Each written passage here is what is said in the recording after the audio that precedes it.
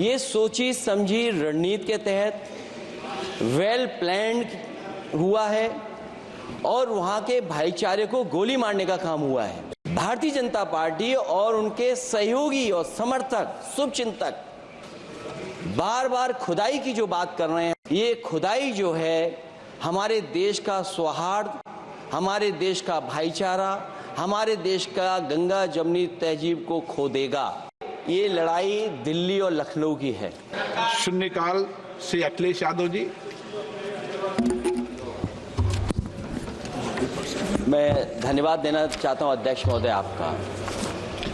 नहीं, हम जो कमिटमेंट करते हैं ना उसको पूरा करते हैं, लेकिन सब दलों के नेताओं की बात में कमिटमेंट होने के बाद भी आप बेंच पे आए जो ठीक नहीं है। अध्यक्ष महोदय, कमिटमेंट में, क्रेडिबिलिटी में आपका कोई जवाब नहीं। नहीं ये कम है।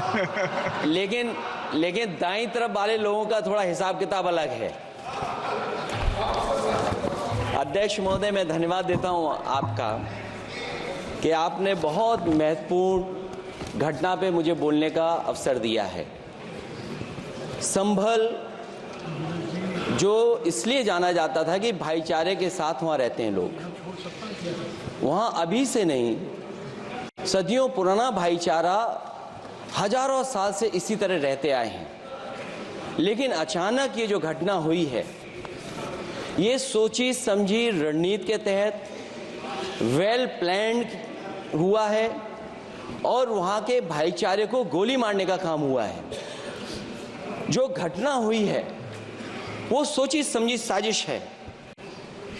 वहां जो खुदाई की बात लगातार अध्यक्ष महोदय देश में कोने कोने पर भारतीय जनता पार्टी और उनके सहयोगी और समर्थक शुभचिंतक बार बार खुदाई की जो बात कर रहे हैं अध्यक्ष महोदय, ये खुदाई जो है हमारे देश का सौहार्द, हमारे देश का भाईचारा, हमारे देश का गंगा जमनी तहजीब को खो देगा। मैं आपका धन्यवाद इसलिए भी देता हूं कि इस महत्वपूर्ण जो साजिश हुई, और वो साजिश सोची समझी इसलिए मैं बोल रहा हूं। उत्तर प्रदेश का चुनाव था, पहले 13 तारीख को चुनाव होना था और 13 तारीख के चुनाव को उन्होंने बढ़ा करके 20 तारीख कर दिया। और इस जो घटना है मैं आपके सामने पढ़ना चाहता हूं। अध्यक्ष महोदय, ये यात्रा रुकी क्यों नहीं है? यात्रा ले जाओ दूसरी तरफ। अध्यक्ष महोदय, संभल की शाही जामा मस्जिद के खिलाफ 19/11/2024 को सिविल जज सीनियर डिवीजन छंदौसी संभल में एक याचिका डाली गई। कोर्ट ने दूसरे पक्ष को, अध्यक्ष महोदय सुनिए, ये सुनना चाहिए, हम यूं ही नहीं कहते थे। आप तो संक्षिप्त में बोले। अध्यक्ष महोदय, हम यूं ही नहीं कहते थे कि संविधान ये मानती नहीं सरकार। हम यूं ही नहीं कहते थे कि संविधान नहीं मानती। जब प्लेसेस ऑफ वर्शिप एक्ट है, प्लेसेस ऑफ वर्शिप एक्ट है, हम बनते तो बहुत कुछ हैं। संभल के शाही जामा मस्जिद के खिलाफ 19/11/2024 को सिविल जज सीनियर डिवीजन चंदौसी संभल में एक याचिका डाली गई। कोर्ट ने दूसरे पक्ष को सुने बगैर उसी दिन 19/11/2024 को सर्वे के आदेश दे दिए। ताज्जुब की बात है, संभल के जिलाधिकारी संभल और पुलिस अधीक्षक संभल आदेश को पढ़े बगैर 2 घंटे के बाद सर्वे के लिए पुलिस बल के साथ शाही जामा मस्जिद पहुंच गए। जामा मस्जिद की कमेटी, जनप्रतिनिधि, उलेमा इकराम, सभी अधिवक्ताओं ने सहयोग दिया। जिलाधिकारी संभल और पुलिस अधीक्षक संभल ने 2.5 घंटे सर्वे के बाद कहा सब सर्वे पूरा हो चुका है और अब रिपोर्ट कोर्ट को भेज दी जाएगी। लेकिन दिनांक 22/11/2024 फ्राइडे को जुम्मे की नमाज के लिए लोग नमाज अदा करने के लिए जामा मस्जिद पहुंचे, लेकिन पुलिस प्रशासन ने बैरिकेड लगा दिया ताकि लोग नमाज न पढ़ सकें। उसके बाद भी लोगों ने संयम बरतते हुए नमाज अदा की और किसी प्रकार का विरोध प्रदर्शन नहीं किया। 29/11/2024 को कोर्ट की अगली तारीख तय थी।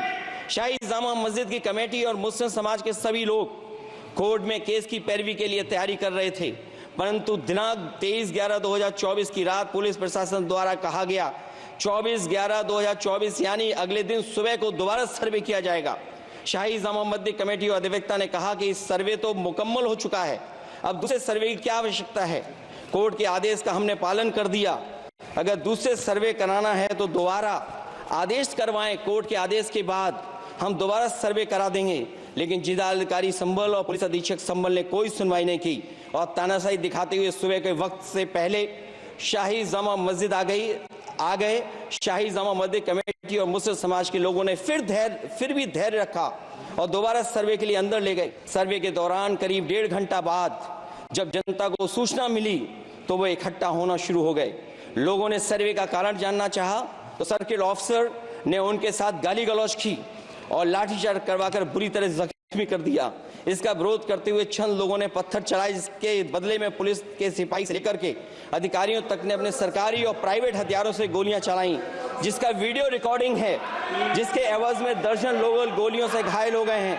5 मासूमों जो कि अपने घर से सामान लेने के निकले थे, उनकी मृत्यु हो गई। संभल का माहौल बिगाड़ने में संभल का माहौल बिगाड़ने में याचिका दायर करने वाले लोगों के साथ पुलिस और प्रशासन के लोग जिम्मेदार हैं। इनको निलंबित किया जाना चाहिए और हत्या का मुकदमा चलाया जाना चाहिए, जिससे कि लोगों को इंसाफ मिल सके और आने वाले समय में कोई इस प्रकार की संविधान के खिलाफ और गैर कानूनी घटना को अंजाम न दिया जा सके। अध्यक्ष महोदय, ये लड़ाई दिल्ली और लखनऊ की है। नो प्लीज कभी दिल्ली पहुंचे थे जिस रास्ते, वही लखनऊ वाले उसी रास्ते पहुंचना चाहते हैं। उज्जर रमन सिंह जी 2 मिनट बोल रहे, आप 1 मिनट बोल रहे हैं। हो गया विषय आपका अखिलेश जी विषय हो गया आपका। अगर आप ये वीडियो YouTube पर देख रहे हैं तो हमारे चैनल को सब्सक्राइब करें और बेल आइकन को दबाना ना भूलें। अगर आप Facebook पर ये वीडियो देख रहे हैं तो हमारे पेज को लाइक करें।